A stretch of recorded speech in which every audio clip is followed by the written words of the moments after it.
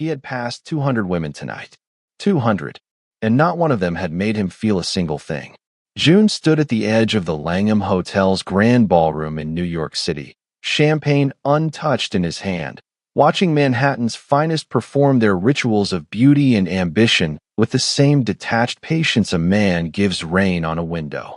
The gala was the city's most anticipated charity event of the season, which meant two things. The flower arrangements cost more than most people's monthly rent, and every woman in the room was performing. Not for the cameras, not for the cause. For him. He knew it. They knew he knew it. And still they circled, gowns catching chandelier light, smiles sharpened to a precision that took years of practice, eyes calculating the exact angle to hold his gaze. Because June Park, 29, sole heir to the Park family real estate empire that stretched from Manhattan's skyline to the Connecticut coastline, stood 6 feet tall in a custom black suit and a silence so complete it registered as its own kind of power. His closest friend, Felix, had been providing commentary for the last 40 minutes. That one. June, that one in the green. She's been looking at you for 6 minutes straight. I'm counting. And June had responded to every suggestion with the same quiet, immovable nothing that made him legendary in boardrooms and impossible at dinner parties. Because he had grown up watching people perform beauty like a negotiation. He had learned early that when you had what everyone wanted, no one ever let you see who they actually were. So he stood there, waiting for the evening to end, already composing his exit in his head. Then the tray hit the floor. The sound cut through the orchestra's careful melody like a blade. Crystal flutes cracking against marble, champagne spreading across the floor in a wide, glittering arc. A ripple moved through the crowd. Heads turned. Someone near the bar laughed softly. A woman in diamonds sighed with visible irritation. June's eyes moved toward the sound without permission. She was a waitress. Standard black and white uniform. Natural hair pinned back neatly. Dark skin warm under the chandelier light. She was already crouched down when he found her, collecting broken glass with steady hands. Jaw set, eyes focused. Not panicking, not cowering, not throwing apologies at anyone in earshot. Just working. Methodical. Deliberate. Like the floor of a 5-star New York ballroom was simply a problem that needed solving, and she intended to solve it. The floor manager appeared at her side. Said something close to her ear with the kind of tight-lipped urgency designed to make a person feel small in public. She listened, nodded once, stood, smoothed her uniform with one hand, lifted what remained of her tray with the other, and walked back toward the service corridor with her spine straight and her chin level. Like she had already decided something. Like she had already won something that no one in this room had noticed. June's champagne glass stopped halfway to his lips. His thoughts stopped. Everything stopped, just for a second, while his eyes followed her across the floor without a single instruction from his brain. Because that walk, that posture, that absolute refusal to be made smaller in a room full of people who hadn't even registered she was alive. It was the most honest thing he had seen all night. Maybe all year. June. Felix's voice was careful in a way it never was. Your face is doing something. I'm fine. You've been staring at a door for 30 seconds. June set his champagne glass down on the nearest surface. Quiet. Deliberate. Find out her name. Felix went still. I'm sorry. Her name, June said again. Before the night ends. Felix stared at him. Looked at the closed service corridor door. Looked back. Then, slowly, he pulled out his phone, because he had known June Park for 15 years, and he had never once heard that particular note in his voice. That low, unguarded, slightly unraveled note that had no business being there. The door was already closed. The orchestra had resumed. 200 women were still circling, still glowing, still performing. And June felt none of it. Only that quiet, insistent pull towards something real in a room constructed entirely from illusion. He told himself it was curiosity. He almost believed it. But something had already shifted, quietly, irreversibly, and neither of them knew it yet. If you've ever watched someone walk past everything perfect and stop for something real, stay with me. This story is only getting started. Her name was Amara Cole. She was 25. She lived in a small apartment in Brooklyn with a window that looked out onto a fire escape she used as a garden because she couldn't afford a balcony. She worked 3 jobs, the gala circuit on weekends, a morning shift at a bakery cafe in the West Village, and 2 evenings a week answering phones for a small law office in Midtown, while she finished her nutrition degree 1 class at a time. Felix delivered this information at 11:47 p.m. with a look on his face that suggested he had roughly 40 questions and the discipline to ask none of them. June read the file once, set his phone down, picked it up, read it again. He did not know what he was looking for, only that the name Amara Cole settled somewhere in his chest like something that had always been there and had only just been found, which made no logical sense. He was a practical man. He did not believe in things that made no logical sense. He went home to his penthouse on the Upper West Side, poured himself a drink he didn't finish, and stood at the floor-to-ceiling window watching the city move below him with the faint, unsettling feeling that something had changed in the architecture of his life. He couldn't find the exact moment that had done it. He just knew it was done. He didn't sleep well. This was new. Amara, meanwhile, had no idea any of this was happening. She took the subway home at midnight with sore feet and a tip that would cover half her electric bill. She let herself into her apartment, watered the small basil plant she kept on the fire escape. She'd named it Leon because it had survived 2 winters and earned it, and made a cup of tea. She fell asleep on the couch before finishing. She was tired in the way that lived in your bones, the way that didn't leave on weekends. She had grown up in Washington, D.C., the second of 3 daughters, raised by a mother who worked nights and believed fiercely in 2 things: education and never making yourself small for anyone. Amara had carried both into New York at 22 with all her ambition and borrowed confidence, and had spent the last 3 years discovering that the city respected neither without receipts. She wasn't bitter about it. She was just honest. She knew what she was building. She knew it took time, which is why, 3 days later, when a man in a dark coat walked into the West Village Cafe at 7:15 in the morning and sat down at the corner table closest to the counter, she looked at him once, processed him as a customer, and went back to steaming milk. She did not recognize him. She had not been looking at faces at the gala. She had been looking at trays. "What can I get you?" she asked when she came to take his order. Her voice was professional, clear, and gave away nothing. "Americano," he said. "Black." She wrote it down. "Name?" "June," he said. She wrote it. Made the coffee. Called his name without looking up. He came to collect it. And when he said thank you, quiet, direct, the way a person says it when they specifically mean it, she glanced up for just a second. Something small and unnamed moved through her chest. She didn't examine it. She was too busy to examine things that small. He sat at the corner table for 40 minutes. No laptop. No phone calls. No performance of productivity. Just quiet, like a man with nowhere better to be. When she cleared his table after he left, there was a tip that made her stop and look at the door. But he was already gone. She told herself it meant nothing. The next morning, he was back. Same table. Same order. Same quiet thank you that landed specifically. She made the coffee before he finished telling her what he wanted. She didn't tell herself anything about this. She just did it. By the 4th morning, Felix was watching June get dressed for what was technically a $6 coffee run with the focused attention of a man going to a meeting that mattered, and decided very wisely to say nothing. Because June Park had walked past 200 women at the most exclusive gala in Manhattan, and he had come back 4 mornings in a row to a small cafe in the West Village for one woman who didn't even know he existed yet. Something was already happening here. Something quiet and stubborn and impossible to stop, and neither of them had said a word about it yet. But that was about to change. By the 5th morning, Amara knew his order before he gave it. By the 6th, she was making it when she saw him come through the door. She didn't tell herself anything about this. She just did it. The way you do things that feel natural before your brain catches up to tell you to be careful. He always sat at the corner table. Always arrived between 7:10 and 7:20.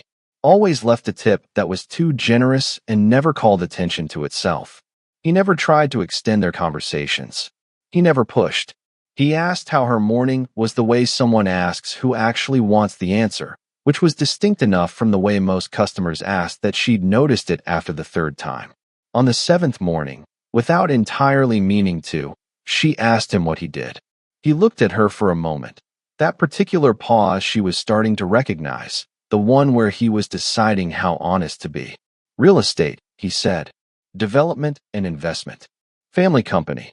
You like it? She asked. Another pause. Honest this time, not evasive. Some of it, he said. The building part. The idea of making something that lasts. Not so much the rest. She nodded, went back to the counter. But she thought about that answer for the rest of her shift, the way you think about things that are more true than they needed to be. On the ninth morning, he was there when she unlocked the door at 6:45. She raised an eyebrow. Early. Couldn't sleep, he said simply. She let him in without a word. Made his coffee. And in the 15 minutes before the morning rush arrived, they talked, really talked, for the first time. About the city. About what it cost to live here versus what it gave back. About the strange loneliness of rooms full of people. He said that last part carefully, like he was testing whether she would understand it or dismiss it. She understood it completely. She said so, and something in his face shifted so quietly she almost missed it. Like a window, opening just slightly. That afternoon, after her shift ended, she was sitting on the front step of her building pulling off her shoes when her phone buzzed. Unknown number. She answered on instinct. Amara. She knew his voice before she processed that she knew it. Calm. Quiet. Careful. How did you get this number? Not angry. Genuinely curious. A pause. I had help, he said. Then, I know that sounds alarming. It sounds, she said, like something a person does when they can't find a normal way to ask for what they want. The pause on his end was longer than she expected. Then, you're right, he said. I should have just asked. Asked what? If I could take you somewhere, June said. Not a date, if that word makes you close the phone. Just somewhere. One afternoon. I want to show you something. She looked out at the street. At the evening light catching the windows of the building across from hers. She thought about the way he'd said some of it when she'd asked if he liked his work. About the loneliness of rooms full of people. About the tip that never called attention to itself. What is it you want to show me? She asked. A view, he said. Of the city. From somewhere most people never get to see it from. She was quiet for a moment. Just the view. Just the view, he confirmed. And she could hear in his voice that he meant it. She had gotten very good, over 25 years of navigating people, at knowing the difference between someone who meant what they said and someone performing meaning. He meant it. Saturday, she said. I have a shift in the morning. After 2. After 2, he repeated. And the way he said it, quiet, careful, like he was holding something he didn't want to drop, made her press her lips together and feel that small, unnamed thing move through her chest again. This time she let herself notice it. Just for a second. Then she went inside and told herself to be sensible. She was not going to be sensible. She already knew. Saturday was overcast and cool and smelled like rain that hadn't decided to fall yet. Amara wore her best jeans, a cream blouse, and the gold hoop earrings her mother had given her when she graduated high school, the ones she only wore when something felt worth showing up fully for. She told herself this was not significant. June was waiting outside her building at 2:05, careful enough to not be early, careful enough to not be late, in a dark gray jacket with no visible effort, which meant a great deal of invisible effort, which she filed away and said nothing about. A car waited at the curb. Not flashy, clean and quiet and expensive in the way that doesn't announce itself. He took her to a rooftop in Midtown that she hadn't known existed. A converted building his company owned, he said without ceremony, with a terrace on the 28th floor that looked out over the entire southern reach of Manhattan. No event, no crowd, just the city stretched below them in every direction like a held breath. Amara stood at the railing and felt something loosen in her chest, a tightness she'd carried so long she'd stopped noticing it. You were right, she said after a moment. About the view. I told you, he said, not smugly, just with a quiet satisfaction that was somehow better than smugness. They stood side by side in silence. The city moved below them.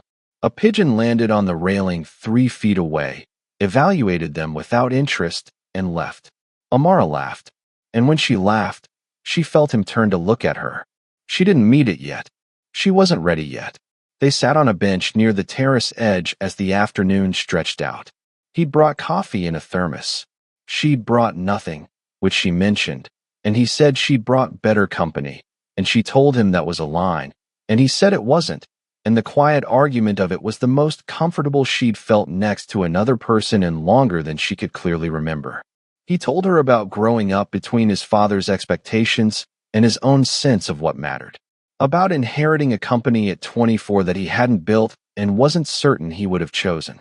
About the weight of rooms where everyone knew your name, but nobody asked you a real question. She listened without rushing him, didn't look for the gap to insert herself. And when he stopped, she said, quietly, like it was nothing, like it was everything. What would you have built if you'd gotten to choose?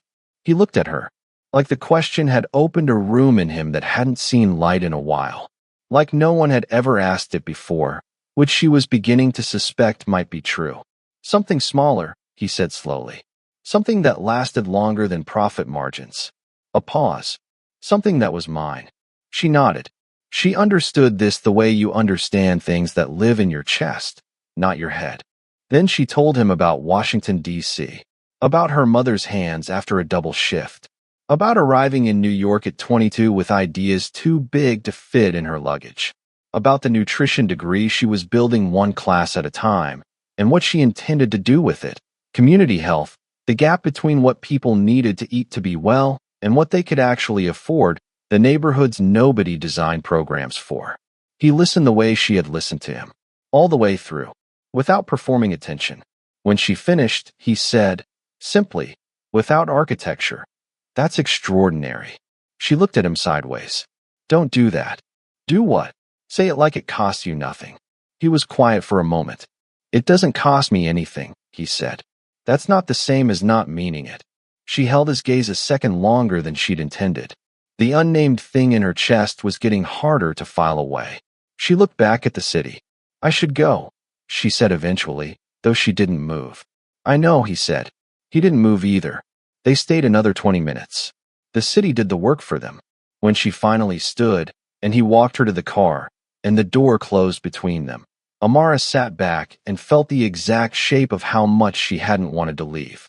She stared out the window, told herself to be sensible, but the earrings were still in her ears. And somewhere in that building behind her, she was almost certain she'd left something she couldn't name. Something she was going to need back. 3 weeks. 3 weeks of morning coffees and quiet conversations, and one more afternoon. This one walking the length of the high line in the pale October light, talking about everything except what was building between them, which was its own kind of honesty. 3 weeks of her noticing that he never performed with her. No charm that wanted something in return. No version of himself calibrated to impress. Just June, slightly unguarded, slightly careful, watching her like she was something worth paying full attention to. She had stopped pretending she didn't feel it. She just hadn't said anything yet, because saying something made it real, and real things could be taken away. She knew this about herself. She was working on it. Then came the benefit dinner in Connecticut, a charity event at a historic estate in New Haven that June's company had helped fund. He asked her, carefully, no pressure in his voice. She could absolutely say no, if she'd come with him. Not as a date, he said, and then paused, like he was reconsidering the word. She pretended not to notice the pause. She went. She wore the only formal dress she owned, a deep burgundy she'd bought for a cousin's wedding 3 years ago, and it still fit perfectly. He met her at the door and looked at her in a way that made her stand straighter and feel, briefly, exactly like enough. The evening was beautiful. He stayed close to her side without making a production of it. When she laughed, he stored it. When she spoke, he listened the way she'd come to expect, fully, like what she said mattered more than what came next. But then a woman approached them. Elegant. Connecticut old money composed, the kind that takes generations. She looked at June with a warmth that was clearly familiar. Then her eyes moved to Amara. Her expression didn't change exactly. It was too practiced for that, but it adjusted.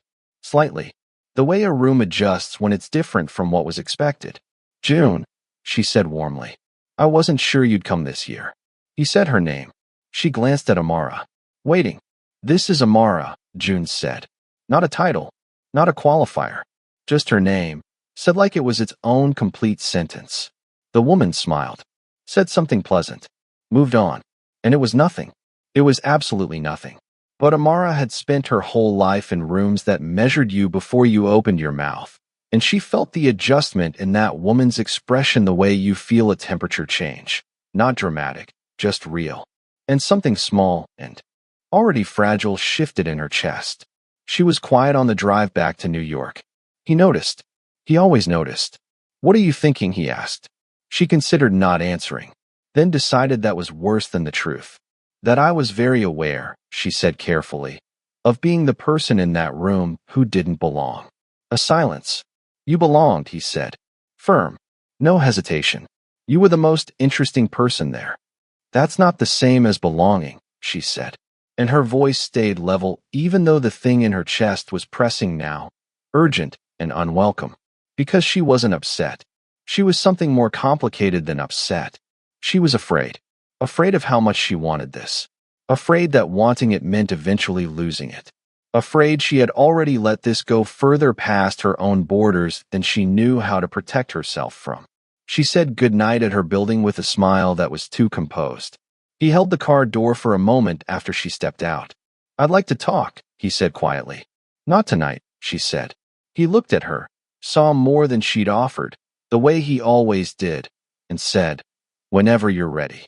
She nodded, went inside, sat on the floor next to Leon the basil plant, and pressed her palms flat against the hardwood and stayed there, completely still, for a long time. Because the feeling in her chest needed somewhere to go, and she didn't know yet where to put it. Her phone stayed quiet. He didn't push. And somehow that was the most disarming thing he could have done. She didn't sleep. And across the city, in a penthouse overlooking the park, neither did he. But something between them was still open, still waiting. One of them just had to be brave enough to walk through it first. For days. For days of a silence that wasn't quite silence. Because he had texted once, just her name followed by, whenever you're ready, I'm here. And then nothing. No pressure. No pursuit. Just that one line sitting in her phone like a door left open in the dark. She went to her classes, worked her shifts, watered Leon. And on the third night, she called her mother, which she always did when something was sitting too heavy to carry alone. She didn't plan what she was going to say. She just found herself saying, there's someone. Her mother didn't ask what he did or what he had. She asked, how does he make you feel? Amara was quiet for a long moment, then said, like I'm worth slowing down for. Her mother was quiet too. Then she said, then what exactly are you afraid of? And Amara said, being wrong, building something and having it turn into something else. The distance between what he might want and what I am. And her mother said, the way she always said things that cost nothing to say and everything to hear. Baby, the distance you're afraid of lies entirely in your own head. You didn't come to New York to stay inside your own borders. She said goodnight. And let that sit. On the fifth morning, Amara walked into the West Village Cafe at 6:45 and found June already there. Corner table. Americano in front of him. He looked up when the door opened. He didn't smile yet. He just looked at her the way he always looked at her, like she was the most coherent thing in the room. She walked over, sat down across from him without being asked. He waited, and she said, without rehearsal, without performing a composure she didn't feel, I pulled away because I got scared. Not of you. Of wanting something I didn't know how to hold. He was still, listening all the way through. I've spent 3 years in this city, keeping my expectations close to the ground, she continued. Because that's how you survive here. You don't reach for things that might leave. You just build slow and protect what you already have. She looked at him. And then you walked into my cafe every morning like it was just a coffee. And at some point I realized I was rebuilding the whole perimeter. A breath. That scared me. June was quiet for a long moment. His hands were flat on the table. Steady. Then he said, I walked past 200 women at that gala and felt nothing. Not disinterest. Nothing. Like I had spent so long in rooms where everyone wanted something from me that I had stopped believing anyone could ever just see me. His voice was level, but it cost him something to say it. She could hear the cost. Then you dropped a tray, and you picked up every piece of it like it was only ever a problem to solve. And something in me that I had written off as permanently closed just opened. He stopped. Then, I don't know how to do this perfectly. I'm not going to pretend I do. But I know that the last 4 days without any version of you in them were the longest 4 days I've had in years. And I know that when you talk, I want to keep listening. And I know, he stopped himself, like he'd walked to the edge of something and needed a second to decide whether to step off. She said quietly, say it. He looked at her. I know I'm in love with you, he said. Simply, without armor. I know it's faster than makes sense. But I have been a careful person my entire life. And careful has cost me more rooms than I can count. I'm not being careful about this. I'm not willing to be. The cafe was filling around them. Steam from the espresso machine. Someone's music too loud from their earbuds. The morning light coming through the windows at an angle that made everything look like it was already a memory. All of it existing around them like whether that had nothing to do with this moment. Amara looked at him. At the man who had come back 9 mornings in a row for a $6 coffee. He could have had delivered anywhere in the city. At the man who had given her a view of New York she'd been fighting for 3 years and finally let her feel like it was hers. At the man sitting across from her right now with no walls left, just himself, waiting. I'm in love with you too, she said.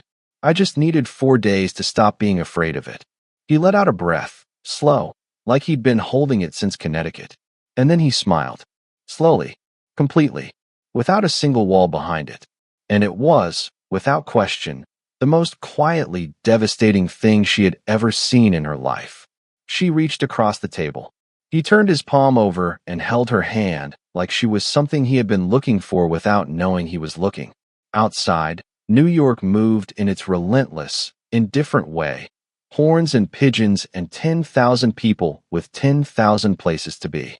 But at a corner table in a small West Village cafe, 2 people who had spent years building careful, guarded lives were choosing, finally, to build something together instead.